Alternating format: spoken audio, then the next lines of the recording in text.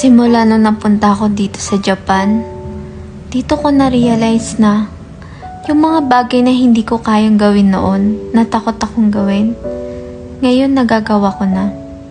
Takot kasi ako mag-isa. Dito sa Japan, sinubok yung katapangan ko. Kaya ko pala mag-isa. Ayaw ko lang subukan. Hindi ko lang sinusubukan.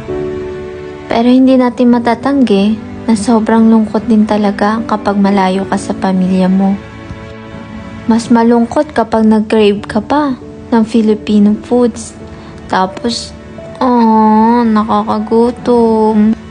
Hindi talaga madali ang buhay ng OFW dahil bukod sa tahimik ang buhay mo dito, sarili mo lang din yung kakampi mo rito.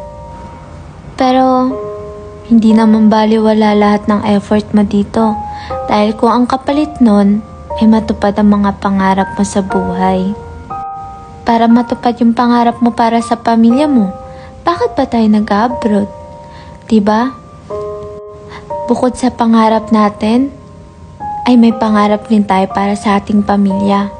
Kaya sa mga gusto pang sumubok o susubok pa lang na mag-abroad, huwag kayo mawala ng pag-asa kapag hindi pa ito yung tamang panahon para sa inyo.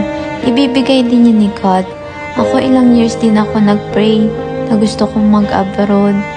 Tapos nainip ako noon, sabi ko wag na lang, wala na akong balang mag-abroad. Then one day, nagulat na lang ako. Sinagot na pala ni God yung panalangin ko. Hindi pa ako ready noon eh. Sabi ko kasi tanggap ko ng ayaw kong mag-abroad.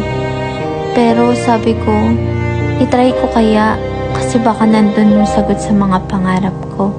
Sana, balang araw bago tayo umuwi ng Pinas, lahat ng nasa abroad, matupad na lahat ng ating mga pangarap.